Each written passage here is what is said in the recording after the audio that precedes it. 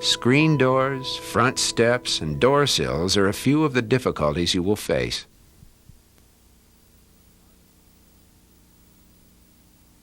Part of integrating skills is making use of stationary objects to give you the necessary leverage to get up a step or through a door. A heavy institutional door that opens toward you with a push-button handle can prove especially difficult for the quadriplegic chair user.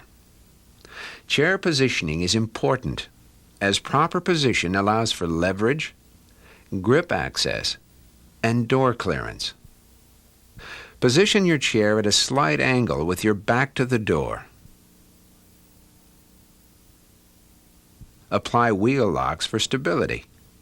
With limitation of grip, use two hands to work the door release. Place your free hand under the opposing rim for leverage. Use your footrest to further prop and open the door, allowing you to pivot through.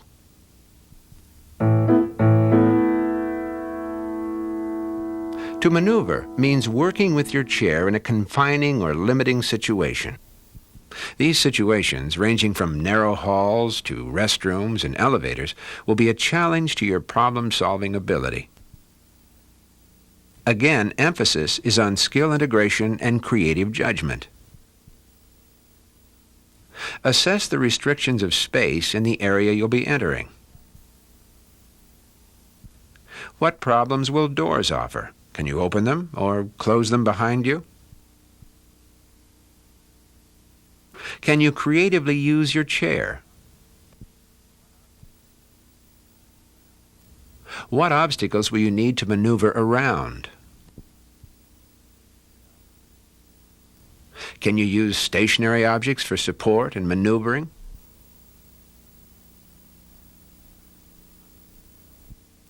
And will a lateral hop help to better shift your chair's position? An advanced skill, lateral movement requires strength, grip, and an ability to shift weight. To practice this skill, grip the hand rims firmly and with a quick, forceful motion, pull up while at the same time lifting and shifting your weight, sliding the chair under you to either the left or right. This should be accomplished as one fluid motion, causing your chair to hop-slide in the chosen direction. It may take several lateral shifts to cover a small distance. Stairs and steps are a difficult barrier to overcome and should be considered an advanced skill that, for many users, especially the new, will require assistance.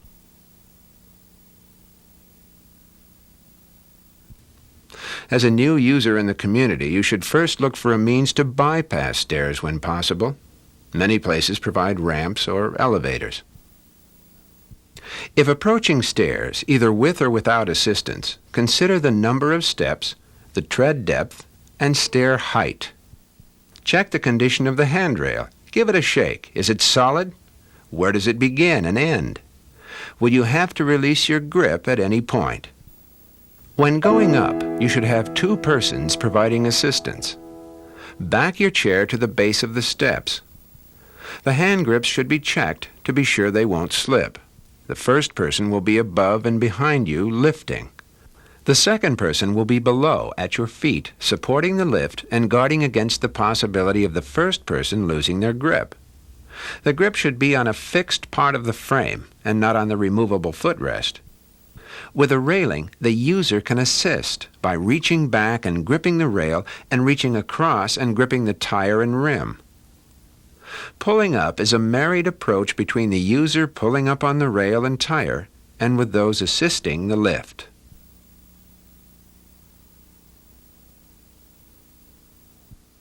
When going down, you may need only one person to help, depending on that person's strength and your ability to assist.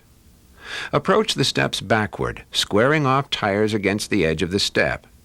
Your hand closest to the railing reaches back and grips the rail, while the other hand is on the tire, keeping the chair going down the stairs evenly. With a railing, your helper will provide primary support, allowing you to do most of the work.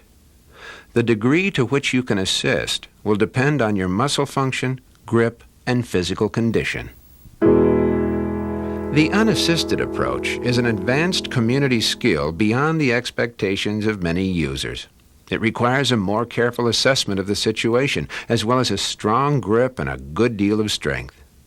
Because of the inherent risks, you should practice this skill, as others, with a spotter.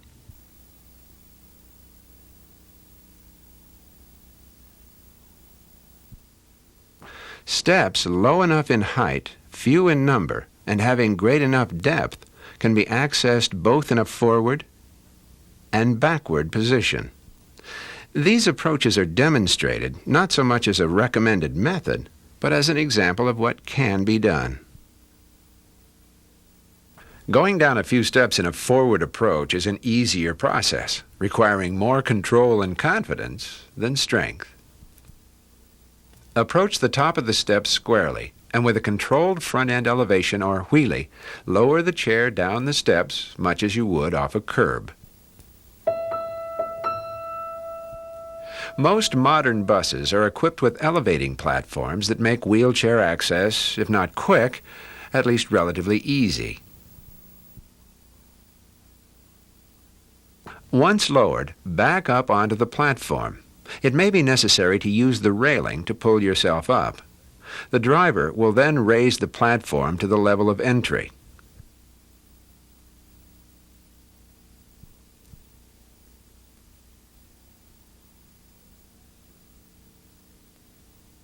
Back in, using stationary posts and rails to assist.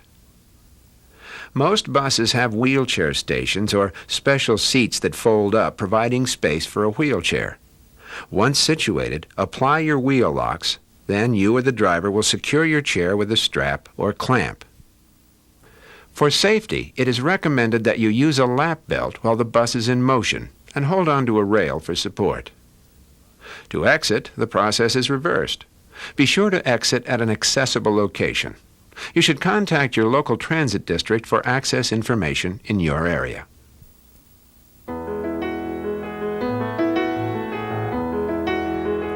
Putting your skills to work in the community is not a short-term learning process. Every day will present variations on themes, challenging you to think and adapt your skills. As you gain an experience and confidence, what at first was difficult becomes commonplace. What seemed impossible is just another challenge. But you have to begin.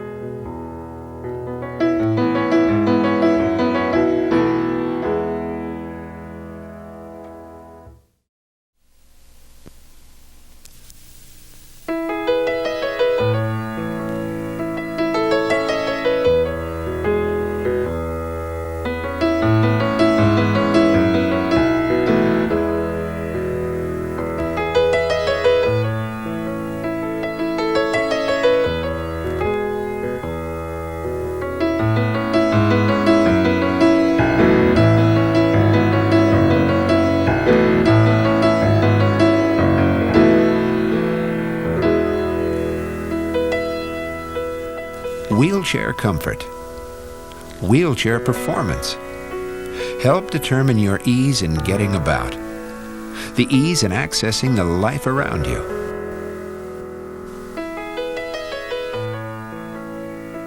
Wheelchair features: proper chair setup, routine chair maintenance, a simple matter of choice of what works best for you in your unique setting, situation, and lifestyle.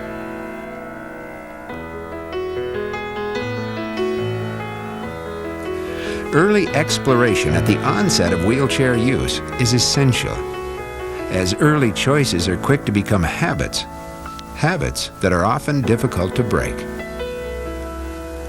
What follows in this program is a general summary of these choices, the many options that will affect your comfort and the way your chair handles and performs.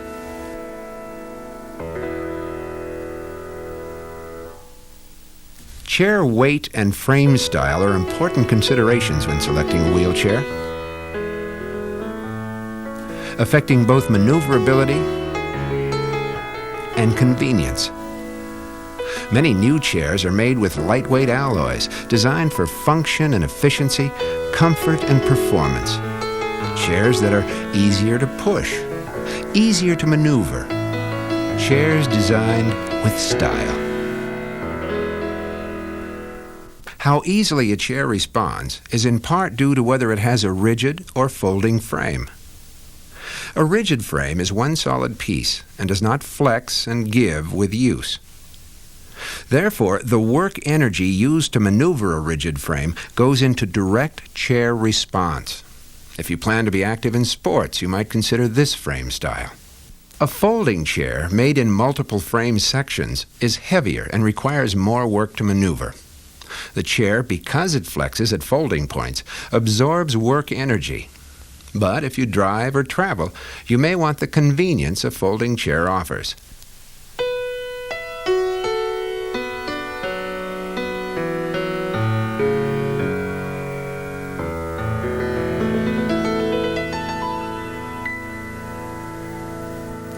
When considering frame style, also consider your options in foot plates.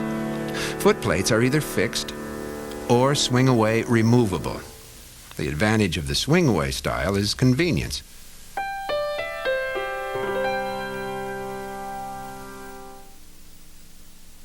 The disadvantage when compared to the fixed style is the increased length, increased turning radius, and their lack of durability. A choice between supporting heel loops and leg straps will also affect overall length by determining how far your feet extend over the foot plates and out from the chair. When selecting tires, think first of your intended use. Will your primary use be out in the community or indoors? When motion is difficult for the new or more severely disabled user, a smooth, solid polyurethane tire allows maximum ease in movement on indoor surfaces. Outside, this tire has the disadvantage of providing no shock absorption and little traction. An air-filled pneumatic tire gives a smoother ride over varied and irregular surfaces, providing an important cushion against hard edges and sudden drops. On the pneumatic tire, tread depth and tire pressure determine the amount of tire grip and traction, important in outdoor use. Greater tread depth and lower tire pressure provide more traction. The disadvantage is more work pushing and maneuvering. With all choices, there are trade-offs. Increased tread depth also minimizes the risk of flats, but brings with it the disadvantage of picking up dirt. Dirt that is easily transferable to hands, clothes, carpets, and floors. A quart sew-up tire collects less dirt and provides efficiency on indoor surfaces, but lacks the durability and traction needed outdoors.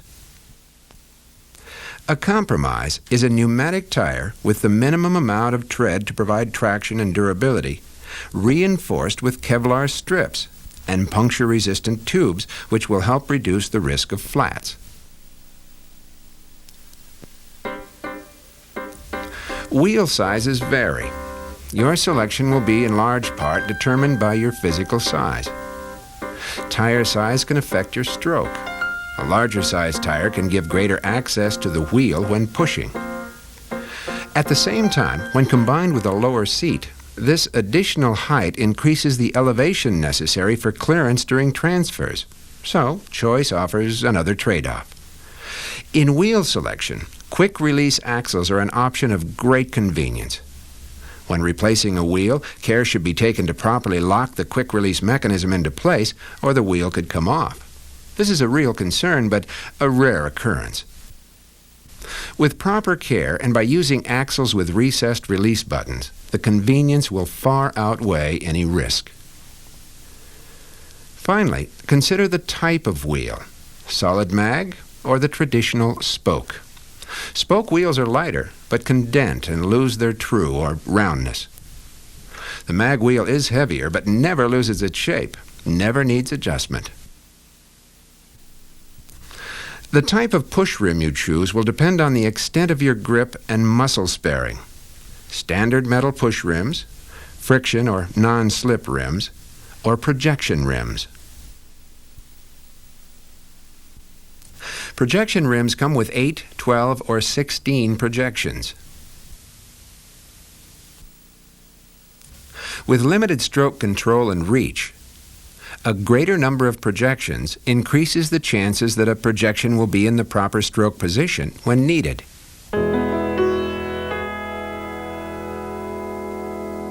Projection angle is either oblique or vertical. For the new user, the oblique angle provides greater surface area on which to push. The disadvantages are increasing the chair's width, catching projections on clothing and other objects,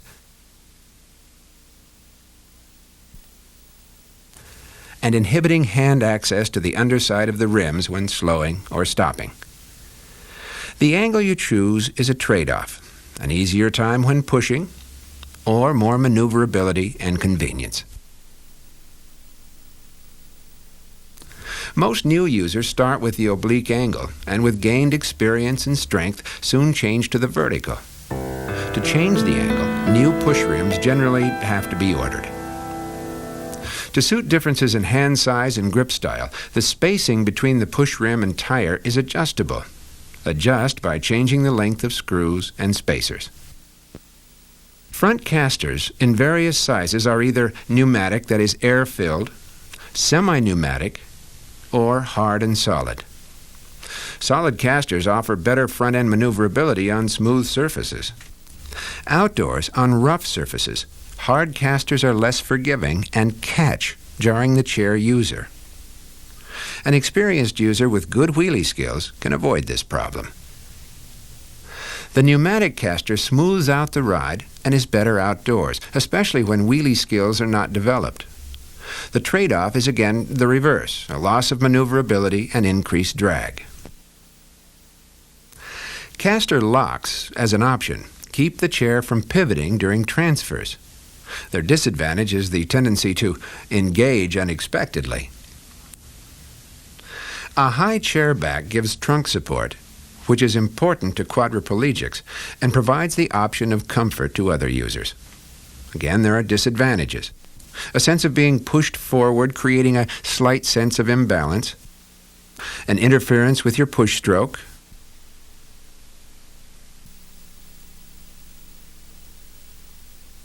a greater difficulty reaching push handles for support, and being more cumbersome to stow. A low chair back gives a greater freedom of movement and may be preferable to the paraplegic, especially if active and involved in sports. Removable armrests are also an option, assisting in transfers, providing additional support, and with side guards, helping to protect clothing. The disadvantage is the further restriction of movement during a push stroke. The type of armrest you choose is an important consideration, especially when chair width is a concern. By choosing wraparound armrests, you decrease the chair's width.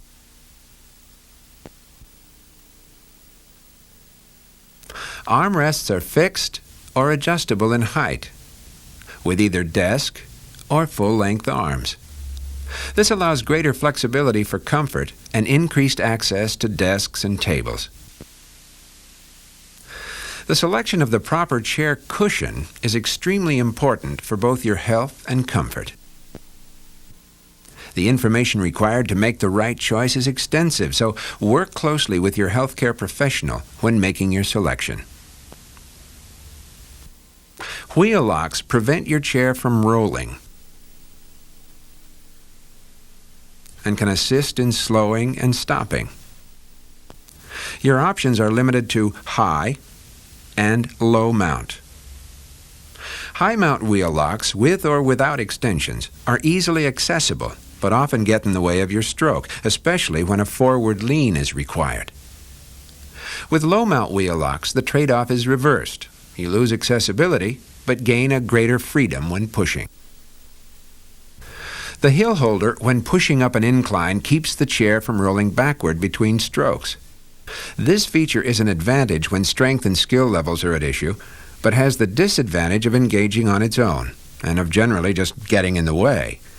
With experience, many users will discard it.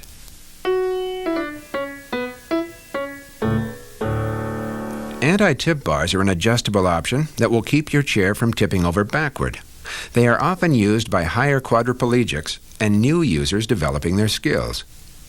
Their disadvantage is that they can be dangerous when going off a curb, catching, and possibly pitching you out of your chair.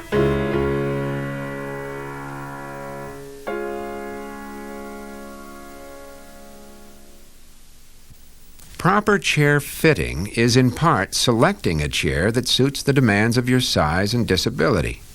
It is taking advantage of a chair's adjustable features to better meet your specific needs that may change over time. Having your chair set for proper balance, a balance that meets your skill requirements, is key to safety and performance. Flexibility and axle placement allows you to set this balance point. Most chairs have a slot or a number of points at which the axle can be positioned.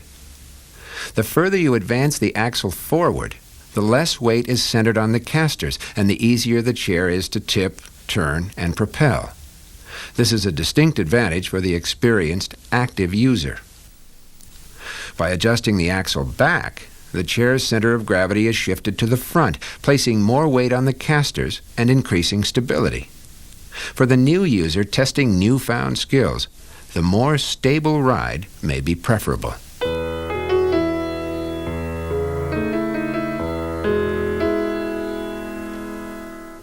Seat height is determined by your leg length and leg position, a minimum ground to footplate clearance of 3 inches, and choice of seat cushion.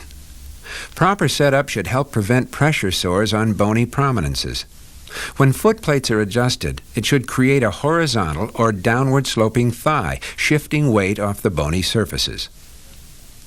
Seat height affects how you access your immediate environment. A high seat will give you an easier reach to objects above you, but a harder reach to those objects below. A low seat allows you to fit easily under a table, but exposes more wheel, again making transfers difficult. And that extra wheel height, which is a disadvantage in transfers, is an advantage when pushing, because it increases tire access. Your needs decide what is important. Seat angle is based on trunk stability and balance needs.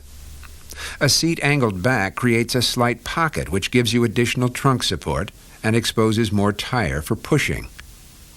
When the seat is angled back, weight is taken off the front casters, again making the chair easier to tip, easier to maneuver. If you're a new or cautious user, you can compensate and regain chair stability by adjusting the axle further back. This re-establishes the weight on the casters while maintaining support with the new adjusted angle. Anytime the seat angle is changed, the caster housing needs to be adjusted to remain perpendicular to the ground. This angle maintains the least amount of resistance for ease in turning. Wheel camber, the angle the wheels sit in relation to the chair frame, also affects chair stability and performance. As you increase the angle, you widen the chair's wheelbase. This increases stability and makes turning easier. The disadvantage is that an increased wheelbase, or width, creates problems of access in narrow areas. Keeping your chair clean and maintained is keeping your chair performing at its best. Start by developing a routine maintenance schedule. You may choose to do the work yourself or rely on your local wheelchair vendor. Clean your chair on a regular basis. Dirt and salt in some communities corrodes paint and metal, damages wheel bearings, and ruins clothes. Clean with mild soapy water and wax new paint to protect the finish. Use a light oil, WD-40 or a silicone spray, on all movable and removable parts. Don't oil bearings. Pay special attention to the quick release mechanism. Lack of care might result in the axle becoming stuck to the axle plate. For safety, especially with folding chairs, periodically do general nut and bolt tightening, as nuts can work loose over time. Check tire pressure and wear for safety and to avoid the risk of flats. Keep an eye open for items embedded in the tire and replace tires that are excessively worn. Tire pressure should be maintained at the level designated on the side of the tire, generally between 50 and 70 pounds, though some tires can accept well over 100 pounds.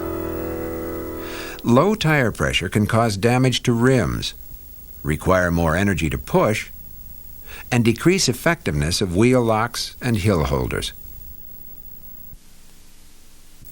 With spoked rims, wheels can lose their true or roundness and develop a wobble. This has a strong negative effect on how a chair handles and needs to be checked and corrected. Look for loose or broken spokes, as these maintain the wheel's roundness. Spokes can be tightened or replaced using a spoke wrench. Truing a tire, that is, restoring the roundness, is best accomplished by your wheelchair vendor or local bike shop. It can be a tedious process. Over time, bearings wear out from general use. This may happen quickly due to lack of care, so it's important to keep your chair clean. Worn bearings can reduce pushing efficiency and must be replaced when worn or damaged. Bearings should be checked once or twice a year or as needed.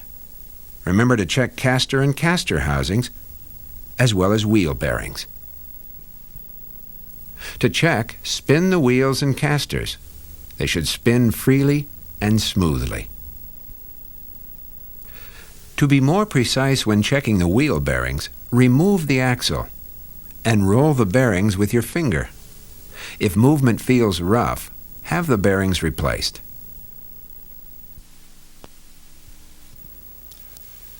Truing tires, replacing bearings, setting camber, adjusting wheel locks and hill holders, or just fixing a flat. All basic to wheelchair maintenance, but beyond the ability of many chair users, but not all. Many are capable, and some choose, either out of necessity or desire, to do the work themselves. In either case, your local wheelchair vendor can assist in repairs or provide tips on the proper tools and procedures necessary for the job. For problems with wheels and tires, a bike shop can also provide assistance. Whether relying on others or doing the work yourself, you should have some basic maintenance supplies on hand. Cleaning supplies, a bucket, mild soap, rags, some car wax, and an old toothbrush. Light oil, WD-40 or silicone spray. An assortment of wrenches, a crescent, an open end, a ratchet.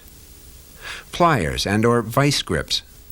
Screwdrivers, both standard and Phillips head.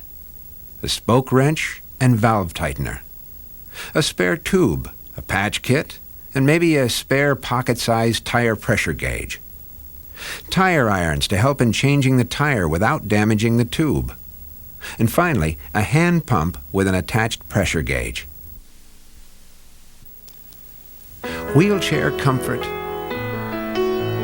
wheelchair performance is a matter of knowing your needs, knowing your options, knowing the advantages and disadvantages inherent in many of the choices you face.